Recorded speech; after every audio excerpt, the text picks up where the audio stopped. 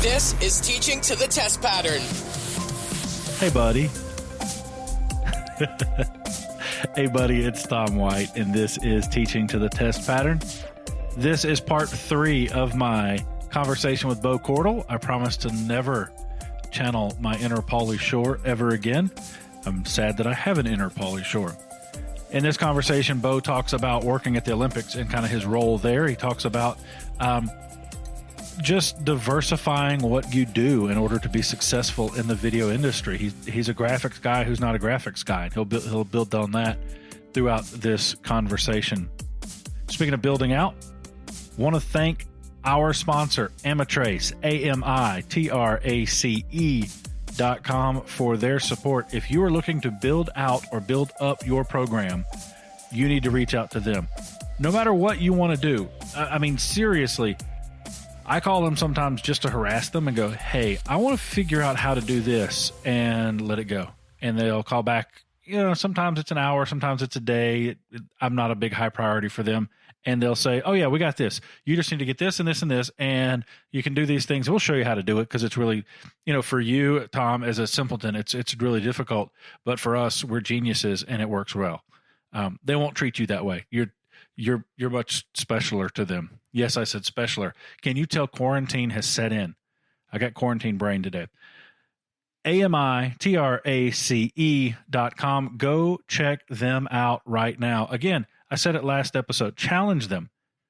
Seriously, give them a challenge. Say, here's what I want to do. I don't know if this is possible. I imagine they'll figure it out, because, again, they're really smart. AMITRACE.com. Amitrace. They're super rad dudes. And speaking of super rad dudes, here's part 3 of my conversation with Bo Cordle. Teaching to the Test Pattern. Things. So with the Olympics, you know, obviously you realize that it's your work is going out to a worldwide audience. Same with the Super Bowl, I guess. But it's going out to a worldwide audience that, you know, I joke that after 15 minutes of watching any of the sport in the Olympics, I am the greatest expert in that sport.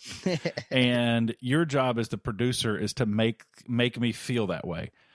How do you do that? How are you guys so good with the storytelling side of the Olympics? Well, let me differentiate real quick, because the Olympic broadcasts that I've been a part of so far have been on the in-venue side. Okay. So it's nothing you would see at home on TV. Gotcha. Tokyo, that's going to be different.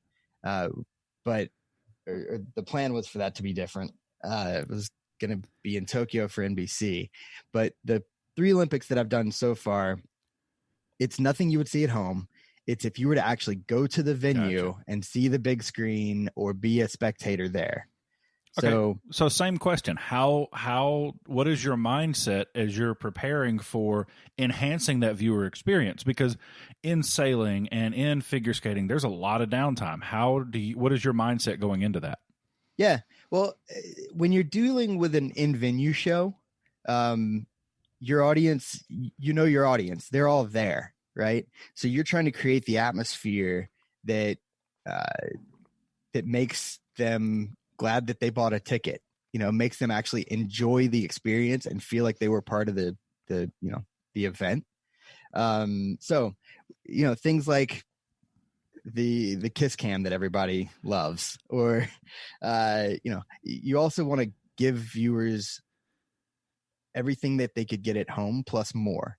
So you want them to understand the story in venue. That's either with announcers or some sort of talent that, during breaks, you have a in-venue host, or graphically, whether you're telling the story with graphics and highlighting certain stats and ISOing certain, individuals or, whatever the sport may be. Gotcha. So let's talk about, just as you've grown, what's been your biggest challenge that you've had to overcome? I mean, the technology changes. You have to know that the technology is going to change, and what was important to know 3 years ago is totally different now. So you have to always be a student. the good thing now is that it's so easy to be a student. I mean, I spend a lot of time on YouTube learning various things, whether it's things that I need to know today in my job or whether it's things that I think I might need to know a month from now. Yeah. So I think that's the biggest challenge, is keeping up. Okay. Because there's always something new. And nobody expects you to know it all today, but you need to be able to learn it quick. Gotcha. And with those, I mean, the technology, when you say 3 years, is that what you think the technology cycle is, or is it tighter than that? Because I feel like, when I'm in my classroom, I got 9 months and it just flies through, but I feel like almost every year the entire world changes when we get into our classrooms. Yeah. In a lot of ways it does. Let's see. I'm just trying to think about, the cycle's fast. The things that are exciting right now are things that I wouldn't have even thought about 5 years ago. It's funny. I was listening to your podcast with Andy Blanton talking about muxing fiber and how many things he was able to get down one fiber. And, I operated on a piece of gear, or we were using a piece of gear a couple weeks ago at this tennis tournament, that one fiber transmitted 24 video feeds, 36 audio channels. It had analog reference, 2 network jack. I mean, this thing in one RU, right? It's literally a box that's, 18 inches by 2 inches. And, it does what racks and racks of gear did 10 years ago, 5 years ago. And I mean, it's insane. With fiber, I mean, you're talking miles. If you need to be miles away, you can run it down a fiber with zero lag, zero anything. That was the biggest thing that I got to play with some fiber gear a couple years ago. And I was like, well, this is just ridiculous. Yeah. I mean, the stuff that it can do, and it weighs nothing. I mean, that's the other piece of it is, it's not like it's a 300-foot, coax that's bound, to 5 other things. It's a piece of fiber optic glass, essentially. Yeah. I mean, it's insane. For a Super Bowl opening night show I did a couple months ago, same deal. We ran 5 TAC 12s, which is just it's one cable about the size of a coax cable that you would run to your house, or run to your TV at home. And, it has 12 fibers on it. So we ran 5 TAC 12s, that were, each of them were like 1,500 feet long, and it's the amount of data we were able to, the amount of signals that we were passing back and forth through this stadium. I mean, it's just over literally, a fiber is not the size of a hair. I mean, it's insane. And it's so cool. And, for video teachers, and we're talking Super Bowls, we're talking those things, fiber's not expensive. I mean, for what it is, it really is not expensive at all. I was really blown away. I don't use it where I am now because we have such a robust network that I'm using NDI. But the fiber is really inexpensive, and it's coming down greatly. Yeah, it is. And I mean, even if you're on a network-based infrastructure, like you've talked a lot about NDI, and I use NDI daily, even just in my home office setup. A lot of times I'll use OBS and then turn that into a webcam for my Zoom, and be able to treat my Zoom webcam as a switcher. It's all via NDI. Do screen sharing, the stuff y'all talk about on that. And it was really nice to have the guys from Amitrace talking about that. Yeah, it's good stuff, man. I think I've just started to scrape the surface with NDI. I'm excited. Next year, our stadium will finally have internet, and I'm going to have a couple of gigabit up and down ports just for our cameras. So we'll be able to do a central control room and put a couple cameras in the stadium with some announcers, and then I'll have a crew back in the classroom switching and doing replay and that kind of stuff. So I'm really, really excited about that. And that's probably that's my segue into my biggest success will be when that happens. But what's been your biggest success in your career so far? Ooh, obviously, I feel like there's probably a couple.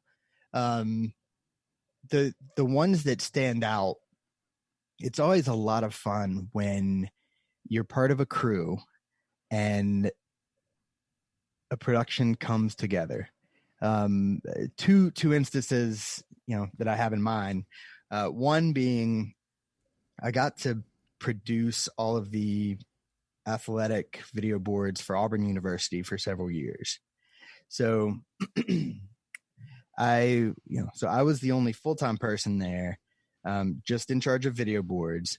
And then I had a crew of 20 or 30 students. So to be able to, take these students, much like you do, take students, put together a production, and it happened to be my last season there happened to be the 2010, the Cam Newton year. And we had some of the most amazing shows and football productions. The video editors did phenomenal work. So just for that season to culminate in a national championship ring, there were several games that year that just were, really special, special moments that even fans that know what I did then will still come up to me and talk about the video that we produced at the end of, whatever game that year. So that being one, and then the Olympics in Rio. I had a really good Olympic experience in Rio. I was there for, I think I arrived in Rio on June 12th. So I was there for a good month and a half before any Olympic, the opening ceremonies ever started. And the Olympics so in this role, I was a venue producer. So pretty much in charge of everything that you would have seen had you come to the venue. There were, bands, we had announcers, we had, mascots, all kind of stuff happening at the venue, video boards, obviously. The thing about the Olympics is you're taking a group of people, because most of the crew, or almost all of the crew, were Brazilian. So, I'm having to go in there as an outsider, like, all right, who's this guy coming in trying to tell us what to do? So you have to, kind of get in good with your crew, like, okay, prove to them I actually kind of know what I'm talking about, form a camaraderie, form a relationship. But then the thing about the Olympics is, Rio hadn't had an Olympics in however many years. Like, the people working the Olympics from Rio had never done anything like this. So they have no clue what to expect. They have no, you're starting from scratch. And most of them had no video production background or no event production background. So you're taking this crew and you're literally starting from scratch, and you have 4 or 5 days to get them trained up and get them, let's kind of show them exactly what we're trying to do here. And then at the end of the 2 weeks games, like, we've spent every waking moment with these people, and then we're probably never going to see them ever again, for the rest of our life. So, and there was one particular day at the end of the sailing event where the Brazilian women won the gold medal. And it was just the culmination of such a, crazy couple of weeks. And to see that and be a part of that for the Brazilian crew, it was just, phenomenal. And just to be a part of, stories like that and just events like that, where it's nothing you could ever explain to people back home, or, even the people that were a part of it couldn't explain it to their families, but how special it was to be a part of that crew that week, That is something that I think that is a unified feeling. And I had this conversation with a guy Friday night, helping our church produce the services because, well, we can't meet. And a guy that has been going there a while, he's been directing a while, just simple couple of cameras. Well, we decided, okay, well, let's beef it up. Let's bring in 4 cameras and let's make it a better production. And he was like, do you want to direct it? And I was like, no, man, I'm just a camera guy today. You're directing. Mm-hmm. And then afterwards, you could see, man, his pupils were dilated. I was like, that's that production high. I said, that feeling you feel is why we all do this. Yep. So could you imagine being in college today with what access you have in terms of video, because when you were in college that wasn't the case, and when I was in college that certainly wasn't the case. I mean, when I go to the College Sports Summit, literally hundreds of colleges ranging from Auburn and Georgia Tech to, schools I had never, ever, ever heard of, who are doing 250, 300 shows a year. Could you imagine that now and where you would be?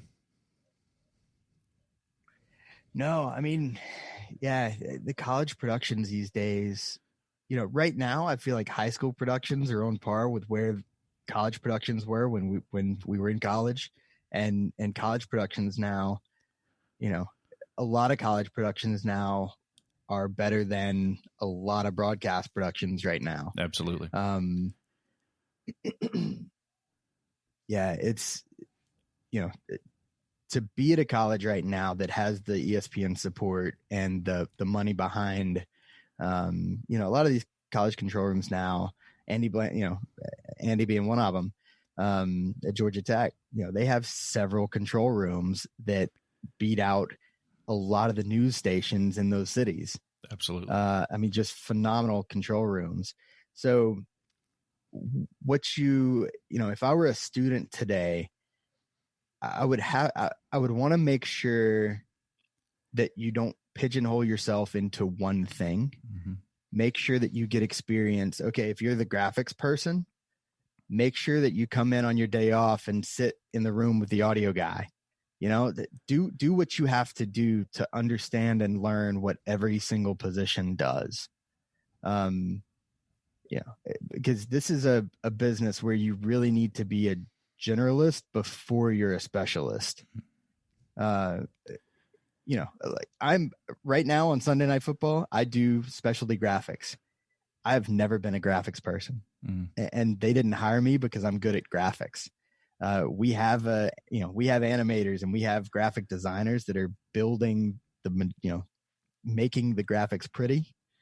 The main reason I'm there on Sunday night is operationally, I can help put on a clean show. And it's not because I'm really good designing stuff in Cinema 4D. It's because I know how everything fits together and how to troubleshoot if something goes wrong, and understand networking, understand how everything comes together. But yeah, the facilities and the equipment that they have to play on now, it's amazing. It really is. Teaching to the test pattern. If you're at a college program right now, make sure that you appreciate the opportunities that you have, because I look at people like Bo and I wonder, what would Bo be if he had an ESPN backed program? I wonder what he would have if he'd had 4 years of or the opportunity for 4 years to produce ESPN level broadcasts. There's no telling what that would be and what that looks like in the future. Thank you so much for listening to this show. You've got some free time, most likely. Amitrace, AMITRACE.com. Go check them out. Go see what they have to offer. Tons and tons of content on there. If you want to just go nerd out and look at some stuff, you can go look at some of their installs at some local schools and some other things. But definitely go check them out. AMITRACE.com. I could not do this show without them, and I couldn't do it without you. Thank you for listening. Have a great day. And as always, go make awesome. Teaching to the test pattern.